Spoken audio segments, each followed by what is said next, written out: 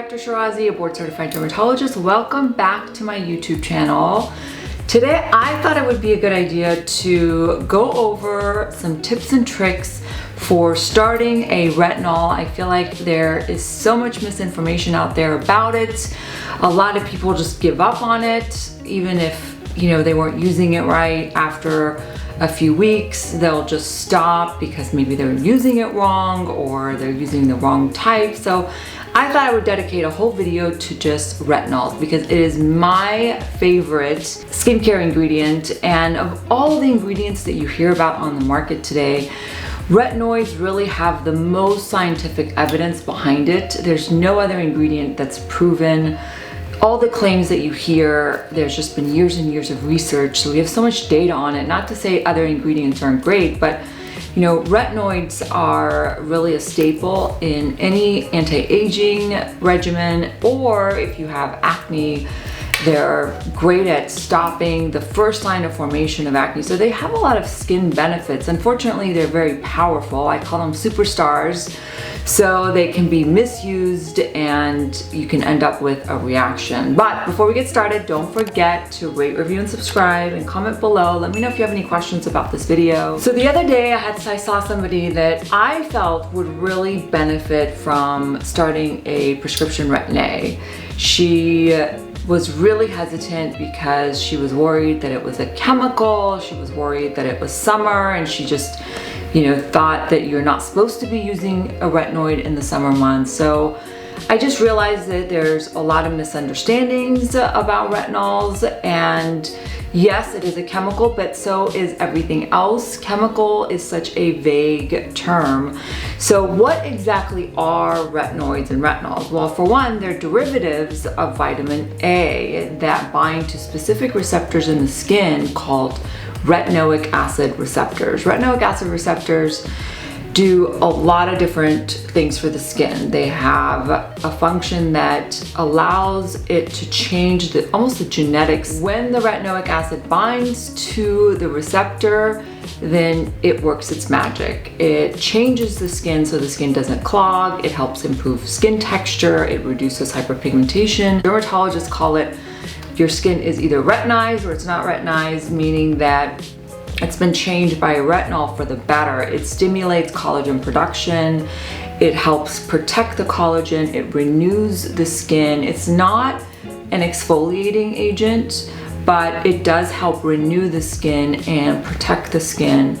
It also stops the very first sign of acne formation, which is a clogged pore. So it changes your skin so that it's less likely to clog. So you'll see dermatologists, almost all of us are on a prescription retinoid or some powerful retinoid because we know that it does so much for the skin. And people that have been on Retin-A for decades, they certainly have better quality skin. They have better collagen, better elastin, just better skin structure. They tend to have less sun damage. We use retinoids for a lot of different reasons, whether it's acne, whether it's anti-aging. I also use it for things like psoriasis or sun damage because it does help remove abnormal skin cells from the surface of the skin and allow it to get replaced by new healthy cells. It can also enhance the penetration and the effects of other products in your skincare regimen. And we'll get to that because when you start a retinoid, you have to take a look at your entire skin regimen. You can't just throw a retinoid into your regimen and start using it. So how do you go about starting a retinol? You've heard it's amazing. I'm telling you it's amazing, but it's overwhelming because there are so many different types, and what are retinols versus retinols versus prescription Retin-A. It can get very confusing. So I like to go over the different types of retinoids, kind of like how I look at caffeine. So the weakest form of retinoid is retinol palmitate because it needs to get converted in 3 conversion steps to actually bind to the receptor. The most potent form is retinoic acid because that is what binds directly to the receptors, the retinoic acid receptors in the skin. So you have retinol palmitate, which is kind of like a chamomile tea, and then you have retinols, which is like a green tea, and that comes in different percentages. So you may have heard of like a 0.25%, a 0.5, a 1.0%. And then you have retinol aldehyde, which is sometimes called retinal. And then you have retinoic acid, which is the most active, the biologically active form, and that is prescription tretinoin, which is also known as Retin-A. And so the retinol is green tea, we said. The retinal is like black tea, and then retinoic acid is like espresso. And that is how powerful these are. So if you've got really sensitive skin, or you're hesitant or nervous about starting a retinol, then you might want to opt for a retinol palmitate or a retinol to start and then work your way up. Retinoids should be used at night for a few reasons. One, sometimes they're deactivated by the sun. They can also make your skin a little bit more sensitive to the sun, although new research shows that that is conflicting.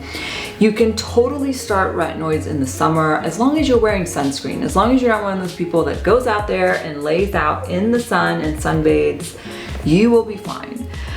Which hopefully you're not doing that if you're wanting to use an anti-aging agent to anti-age, but then you're getting sun to get more wrinkles. So the two just don't mix. And then I would start off every other night, and then slowly after a week or two, if your skin tolerates it, go to every night.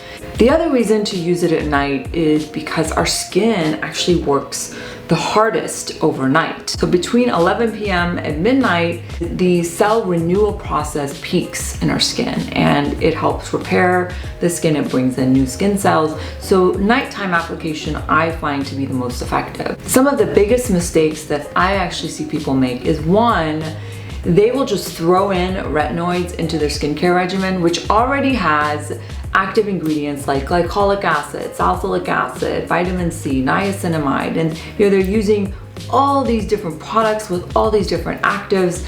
If you throw a retinoid in there, it is a superstar. It does not like to compete with other products or other actives.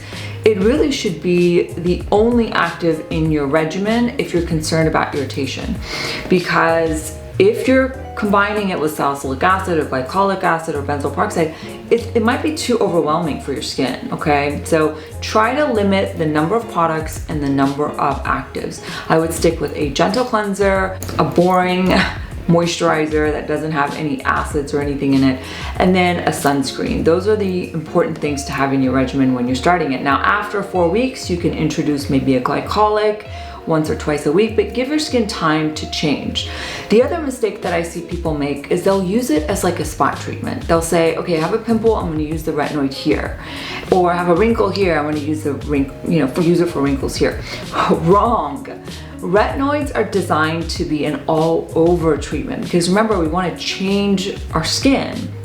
And so you don't wanna just use it on the one spot. Plus, it takes the skin 2 to 3 months to really change and be what I call retinized. And when I do, for example, laser resurfacing on patients or treatments that involves bringing in fresh new skin, I do like them to be retinized. I like them to be on retinoids beforehand, because they do help heal the skin more effectively, more efficiently. The results we see are better.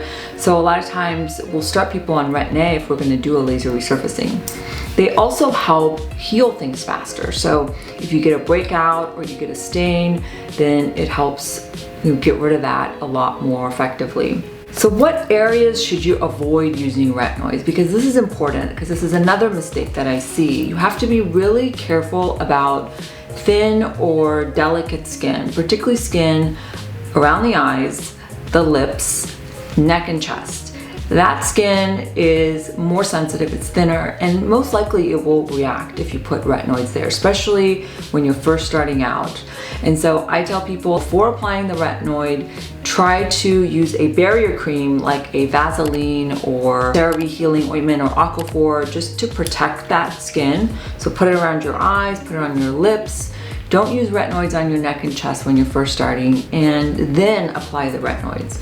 Also, people think they use retinoids like a moisturizer. They'll just like squeeze the tube, especially if it's a prescription, because a lot of times it comes in a tube. They'll just squeeze the tube and they'll just kind of slather it on. Wrong.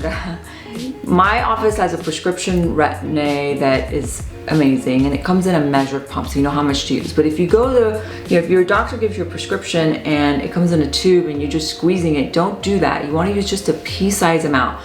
All you really need is a thin layer. And a lot of times people put cream on like this, right? You don't want to do that. What you want to do is measure a pea-sized amount, put it across the top of the forehead, top of the nose, and then dab it on the sides of the face and rub it in this way. If you're gonna get irritated or dry, this is where you're gonna get dry, around the creases of the nose, creases of the mouth. So those are the areas you want to avoid. And when you sweep it in this way, like this, rather than like that, then you're less likely to get a lot of it in the central area. And this is where people tend to get peeling and dryness and rashes. Do not put it on right after cleansing, because when you do that, it's gonna make it a lot more potent. It's gonna absorb more, and it's gonna absorb all at once.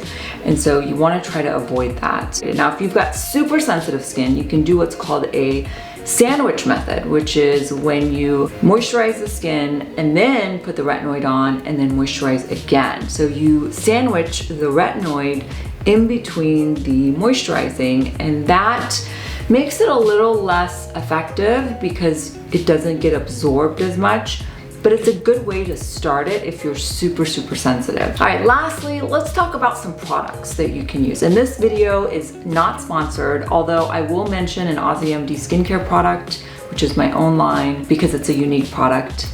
So again, if you're super sensitive and you just can't tolerate retinols, you've tried and tried, start with a retinol palmitate. That is the weakest form. Some recommendations is Derma E has a good budget-friendly one.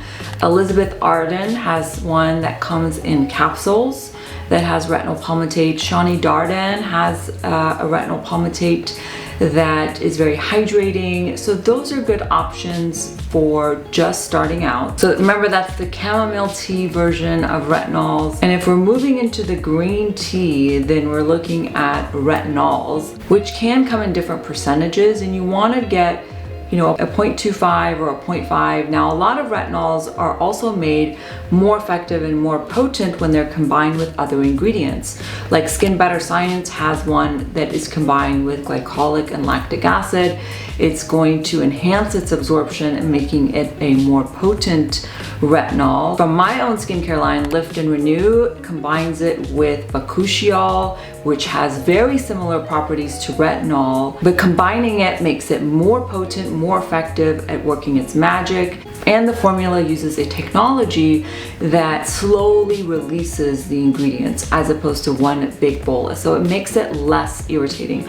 In fact, we did do studies on Lift and Renew that showed it was just as effective as tretinoin, which is prescription Retin-A. We are getting really sophisticated with over-the-counter retinols, making them more potent, more effective by combining them with other ingredients that enhances the results. The Lift and Renew also has licorice root, which helps calm and soothe the skin. It's an anti-inflammatory, making it less irritating but more powerful. Other retinols that are great, Paula's Choice has a 1% retinol, which is effective. Skin Medica and SkinCeuticals both are lines that offer different percentages, a 0.25, a 0.5, or a 0.1. Avène is one that, if you're watching me from Europe, that is a good European brand. And then we didn't talk about Differin. Differin is a adapalene. Although it's a type of retinoid, it doesn't bind to the same receptors. It's not as great for anti-aging as it is for acne. So it's not as great for reducing pigmentation and helping with fine lines and wrinkles, but it is a retinoid and it is more tolerable than prescription retinoic acid, which is tretinoin. And the last category is retinol aldehyde. This is a little bit of a newer formulation that requires only one step conversion to retinoic acid. So it's considered the black tea in my diagram. So Youth to the People has a retinaldehyde that is in a serum. Avène has a retinaldehyde as well if you're overseas or in Europe. That's another great one. And then Obagi has one too. It uses retinaldehyde in combination with vitamin C and E, making it multifunctional. And if you're looking for even a more potent version of retinol aldehyde, Glytone has one that combines it with glycolic acid. Again, it's going to enhance the penetration, making it more effective. But if you have sensitive skin, you might not want to go for that one because it can also make it more irritating when you combine it with a exfoliating agent. And then Osmosis Skincare has one that combines it with lactic acid, which is not as potent as glycolic acid. And eventually you may want to work your way up to a prescription tretinoin, although I have switched over to Lift and Renew because it's less irritating, and the studies really do show that it is as effective as tretinoin. And so sometimes the combination of ingredients can get you there. Not everybody can get a prescription for Retin-A. Sometimes it's also very expensive. All right, guys, I hope that was helpful and gave you some insight into tips and tricks for using retinoids. It will make it easier to choose between all the different retinoids and retinol. At the end of the day, keep it simple, keep it easy. It's gonna be better for your skin, better for your wallet. It's like a win-win situation for everyone.